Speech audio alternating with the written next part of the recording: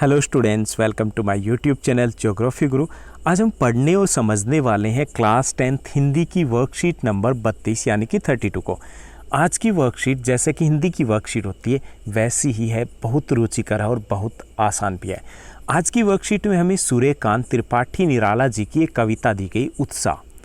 उस कविता को हमें समझना है और उस पर आधारित कुछ प्रश्नों के उत्तर देने हैं। चलिए हम शुरुआत करते हैं। जैसा कि आप अपनी स्क्रीन के ऊपर देख पा रहे हैं, ये हमारी वर्कशीट यानी कार्यपत्रक संख्या 32 है, जिसको आप अंग्रेजी में 32 बोलेंगे। ये हमारा विषय हिंदी है और जिसमें उत्साह कविता हम पढ़ने वाले हैं। आज की दिनांक है 16 सितंबर 2020। उत्साह सूर्यकांत त्रिपाठी निराला जी की कविता है जो बादल को संबोधित है। बादल निराला जी का प्रिय विषय रहा है। काफ़ी सारी कविताएं हैं जो निराला जी ने बादल विषय पर लिखी है।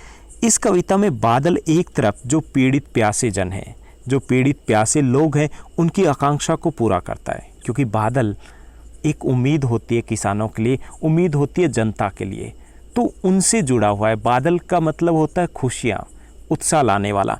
तो दूसरी तरफ बादल नई कल्पना, नए अंकुर के विप्लव, क्रांति चेतना की तरफ भी संकेत करता है, यानी नई शुरुआत का भी प्रतीक माना जाता है बादल। बादल आते हैं, बारिश लाते हैं, हरियाली छाती है, नई शुरुआत होती है, नए पौधे, नए पत्ते निकल करके आते हैं। कवि निराला जीवन को व्यापक और समग्र दृष्टि से देखते हैं। सामाजिक क्रांति या बदलाव में वो साहित्य की भूमिका को महत्वपूर्ण मानते हैं। इस कविता के माध्यम से इस बात को समझा जा सकता है। चलिए हम कुछ आसान सी पंक्तियां हैं, उत्साह इस कविता का शीर्षक है, उसको हम पढ़ते हैं। बादल गरजो। कवि बादलों को संबोधित करते हुए कहते हैं कि बादल गरजो, घेर घेर घोर गगन धाराधर हो।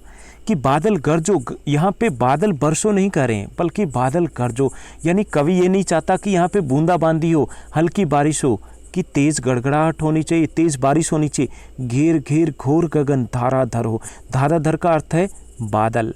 कि घेर घेर घोर गगन, कि गगन पे आप छा जाओ, गगन पे चारों तरफ उमड़ आओ।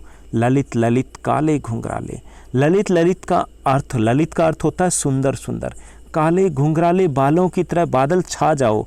बाल कल्पना कैसे पाले, विद्युत छवि उर में कवि नवजीवन वाले। कि आप बाल की कविल, जैसे बाल कल्पना होती है वैसे ही आप बड़े सुंदर हो, बेहद मनमोहक हो, बेहद आकर्षक हो। विद्युत छवि उर में, उर का अर्थ होता है हृदय, कि आपके दिल में विद्युत की छवि है। विद्युत यानी बिजली कड़कती है। नवजीवन वाले, कि आप नवजीवन को लेकर के आते हो। वज्र छिपा नूतन कविता। कि वज्र का मतलब होता है यहाँ पर बिजली प्रतीक है, जो बिजली की गड़गड़ाहट होती है। कि वज्र छिपा हुआ है आपके दिल में, आपके हृदय में वज्र है, लेकिन साथ ही साथ नूतन कविता, एक नई कविता, यानी नया जीवन की शुरुआत भी आप ही करते हो। जब बादल बरसते हैं तो नए पौधे, नई फसलें लहलहाती है। फिर भर दो बादल गरजो, कि फिर वो नया जीवन भर दो, पूरी दुनिया में सब तरफ हरियाली को ले आओ। बादल गरजो, बादल बरसो। विकल विकल उन्मन थे उन्मन। यहाँ विकल का अर्थ है व्याकुल है। कौन व्याकुल है? लोग, क्योंकि बारिश नहीं हो रही है। उन्मन मतलब अनमने है, उदास हैं। विश्व के निधाग के सकल जन। सकल का अर्थ होता है सभी, और निधाग है मतलब गर्मी से व्याकुल है सभी लोग, उदास हैं सारे लोग, आपका इंतजार कर रहे हैं। आए अज्ञात दिशा से अनंत के घन। कि अज्ञात दिशा से आ जाओ हे बादल, तप्त धरा जल से फिर शीतल कर दो। कि ये जो तपती हुई गर्मी के कारण बेहाल जो धरती है उसको फिर से ठंडा कर दो। बादल गरजो, बादल बरसो। तो यहाँ पे गरजो शब्द का उपयोग इसलिए किया गया क्योंकि कवि ये कह रहा है कि कम बारिश से, बौछार से काम नहीं चलने वाला है। तो ये थी आसान सी कविता। इसके माध्यम से जो संदेश देने की कोशिश भी की गई है कि जब बादल आते हैं तो उत्साह छा जाता है, इसलिए इस कविता का नाम उत्साह रखा गया है। अब कुछ प्रश्न दिए गए हैं, उनके उत्तर देने का हम प्रयास करेंगे। पहला जो हमारा प्रश्न दिया गया है, क्वेश्चन दिया गया है, वो है कि क्या आप अनुमान लगाकर लिख सकते हैं कि कवि ने बादल बरसने के स्थान पर गर्जना शब्द का प्रयोग क्यों किया है? कवि का मानना है कि केवल रिमझिम बारिश से काम नहीं चलने वाला है। कवि तो चाहता है प्रचुर मात्रा में बारिश हो, भारी बारिश हो, जिससे उसका सबसे अधिक फ़ायदा मिल सके, इसलिए वह बादलों से गरजने के लिए कहता है। यहाँ गरजने का अर्थ है तेज बारिश। दूसरा जो हमारा प्रश्न दिया गया है वो है कविता का शीर्षक उत्साह क्यों रखा गया है। यह कविता उत्साह को चित्रित करती है, जिस उत्साह से हर भारतीय मानसून का इंतजार और स्वागत करता है। मानसून का हमारी अर्थव्यवस्था, संस्कृति के लिए बहुत महत्व है, इसलिए इस कविता का शीर्षक उत्साह रखा गया। आप दूसरे तरीके से भी लिख सकते हो कि जब मानसून आता है, जब बारिश आती है, हर लोग में खुशी छा जाती है, एक उत्साह आ जाता है, इसलिए भी इस कविता का शीर्षक उत्साह रखा गया।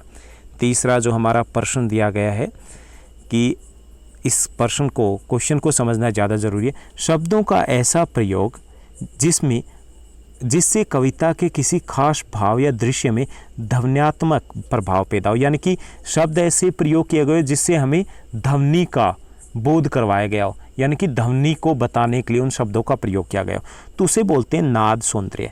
जैसे गरज गरज, तो इससे क्या पता चल रहा है कि गरज रहे हैं, आवाज़ आ रही है। बरस बरस, तो बरस रहे हैं, तो बरसने की आवाज़ को दिखाने की कोशिश की गई है। ओके, तो कविता में ऐसे कौन से शब्द हैं जिनमें नाद सौंदर्य, शब्दों की बात की गई, वाक्यों के नहीं।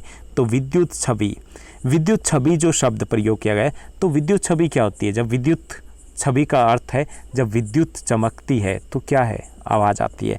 ऐसे वज्र, बिजली का उपयोग किया गया है, तो वज्र शब्द है वो इसलिए उपयोग किया गया ताकि गड़गड़ाहट को दिखाया जा सके, उसको, उसकी छवि को प्रस्तुत किया जा सके।